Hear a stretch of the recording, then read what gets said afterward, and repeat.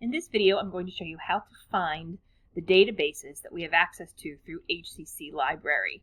In a different video, I will show you how to search within databases. So this one is just about finding them and making some choices about which ones to use and why you might want to make those choices. So we'll start with HCC's homepage, and we will go to the upper right quadrant of the screen, where we'll see this tab that says Tools and Resources. So if you click on that tab, it opens up this ribbon. If you move over to the left, you'll see a tab that says Library. So we can click on that and go directly to the library page within the HCC website. There's information here that's useful to you, but what we're going to look for is this middle tab that says Access Library Resources and Services. So we're going to click that, and it takes us into a search page, or essentially a page that has a lot of other resources on it that the library offers. Some things that I want to point out before we get into the databases is that here there's other resources. There are other resources for you, such as a chat feature, text, so that you can contact the library directly. There are also links to videos and other sorts of help on how to find things in the library. So there's lots of other stuff here. The first thing we'll do, though, to find the databases, we could start with this big box that's kind of in the middle of the page that says Find It. This tool works well if you're not really sure what you're looking for in terms of resources. They could be articles, but you also may be looking for books or videos or a podcast or something else. So the Find It tool can help you look through everything that the library has access to. But we can be a little bit more efficient if we go directly into databases themselves. And so we may want to look for articles only, or we may want to look for academic articles only. And so one way to do that is to go directly into the databases. In addition, it's also a good idea to know how to use databases and what they might have, so that as you progress through your profession, your major, your pathway, you have a better sense of how is this information stored, particularly as it relates to my discipline, because there are some databases that are specific to subject. So it's a good idea to get a sense of how they work. So what we'll do then is go below the Find It box to another box that says Search and Find. And here you'll see a link to databases. So if we click on that, we then have another window that opens, another page that opens, and this gives us access to the full list of databases that the HCC library subscribes to. So what that tells you, to subscribe means that we pay a fee in order to be able to access these. The idea with the database is that, or I should say what a database is it's in the broadest terms, it's where a lot of information is kept together. We can think of the internet as a database in a way, but when we're thinking of academic databases, particularly the ones that we have access to here, often they are collecting very specific kinds of information or publications, or they're pulling together scholarly, academic, research-based kinds of publications. In almost all cases, the academic databases contain publications that are copyrighted, that have to have some kind of paywall, or there's a restriction in terms of access to them. That's why they're often kept in a database. Certainly there are plenty of free things that we could find on the internet that we could also find on the database, but that doesn't mean that it isn't copyrighted. So copyrighted means that it's protected by law, it's protected under intellectual property rights and those kinds of things. So a lot of what we will find in academic databases are publications that are not readily accessible to the general public or to readers online. Although we will sometimes find things that are available both places, a lot of what we're finding in the academic databases you cannot find online. So we pay a subscription fee, as most university and college libraries do, to be able to access the content that is within these databases. So if we take a look at this page, we will see that there's a lot to sort through. At the time I'm making this video, we subscribe to 173 different databases.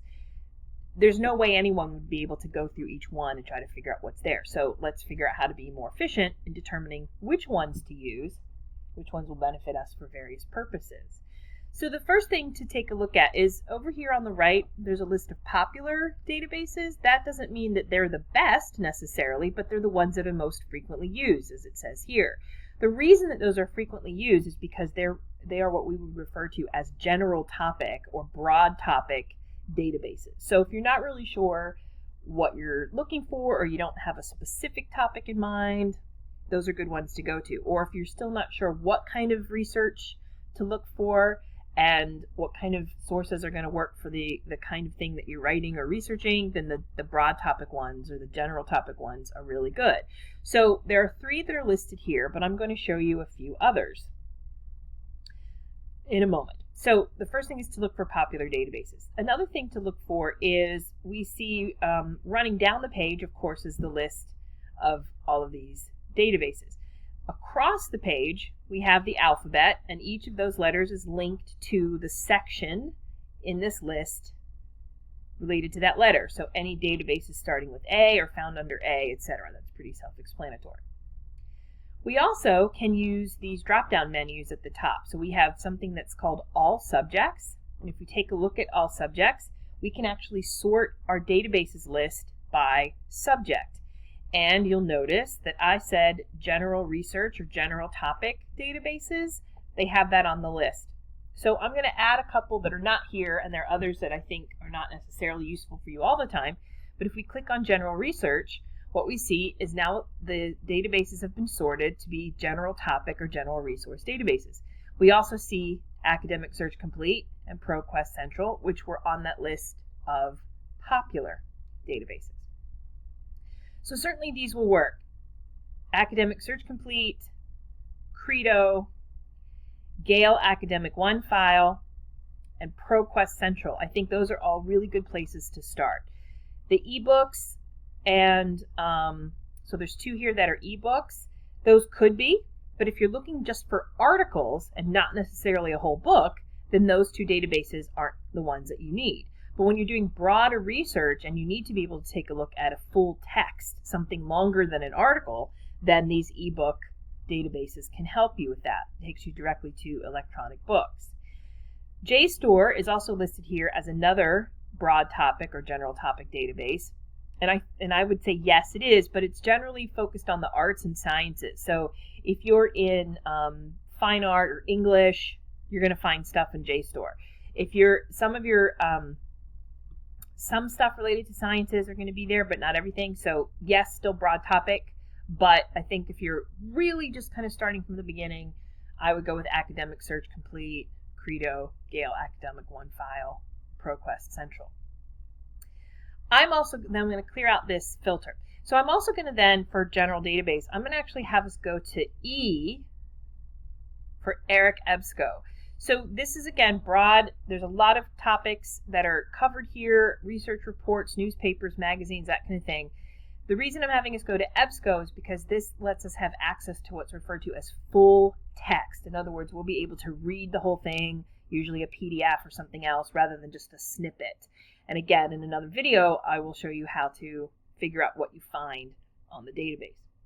So general topic or general research databases are a really good place to start when you're, maybe you're trying to determine a topic, or you're trying to determine what kind of research exists about your particular topic. You don't know what kind of sources may work or where this stuff has been published, what form it's been published in. So start with those generic or general or broad topic databases. However, in many cases, you already know what you're writing about, or you know what your discipline or your profession, your major is. And so why not start to figure out which databases are specific to your subject or specific to your major, something like that. So this drop-down menu, again, we're going up here to that main page. Let me clear out my filters again. So we're looking, we're looking at databases, all subjects. And if I look at all subjects, look at the drop-down menu and choose one of these, then it will, again, sort the database list so that I'm only looking at those particular databases. So for example, because I'm in English, I'm going to click on the English link. At the top, we get some of these general topic databases. Great. But then we also start to see that there are much more specific databases that are getting pulled into this list. Gale Literature, for example, or Overdrive Libby, which, by the way, is great for audiobooks and ebooks. Oxford Dictionaries, that kind of thing. We go back up to clear my filters to subject again. So let's say that I'm doing research on something related to biomedical engineering. If I choose that from my subject in the databases list, suddenly all these databases get sorted out. So now I have different choices. Again, we'll see some of those general topic databases included in here, but then we will also see some of the databases that are specific to my subject, in a broad subject, but specific to that. For example, we have health and medical collection. Or if I continue to scroll down, nursing and allied health database. So this would be a really good choice to make when I want to filter out the general topic stuff, and maybe I don't want to know what comes back sort of more broadly, and instead I only want to find like what's related to biological science or what's related to environmental science. And so go right into a database. It's already going to start to filter out some of the things that aren't particularly useful. If I go back to, and again, clear my filters, and I'm going to go back to the subjects. Again, there's a lot that's listed here. As I scroll down, we see how many are there. Something else that you may have to look for is news. And so here's where you may have a topic that you have to do something related to current events or something where you're really paying attention to what's happening currently. But this is also a good way for you as a student to have access to multiple publications that in the real world you probably have to pay to get subscriptions to. For example, the New York Times or the Washington Post. So if I click on news, it's going to sort out, once again, all of the different databases. So that only gives me databases related to news and what we might say news stream. So we see at the top, Baltimore Sun, Christian Science Monitor. Those are newspaper publications in particular. But we also can see something here called International News Stream. And so this is a lot of news. In this case, it says outside of the United States and Canada. So if you're looking for what's happening around the world, this would be a database to take a look at. We have the New York Times. As a student, you have access to all of these things, so you can read daily newspapers. You can take a look at what's happening sort of day by day without paying that you would normally have to pay, without normally having to pay like you would if you were just accessing it through the internet. If I continue to scroll down, I'll see a lot of other options for accessing the news. In particular, we have Asian news stream, we have Australia and New Zealand. These are good resources, European. Particularly if you're looking for current events that are not just US based. So these databases can help you get a sense of what's happening globally. Hopefully that gives you a sense of how to find the databases. Again, clear my filter. We're into the library. We're looking at all of the different databases. We can start with the popular ones, but more specific, if we go to the general research ones, we can begin there, broad topic, or, because good research means you're looking at more than one database, we can choose a different subject or several subjects. So start with one subject, and if that doesn't do it, move to another one, see what you can find. If you're looking for something related to current events or news, there's an option for that. If you don't see your specific topic, it could be that it's under a broader umbrella, such as maybe psychology or nursing. So if you have something very, very specific, it may not be in this list. So think about what else it's connected to. Hopefully that gives you a sense of how to find databases.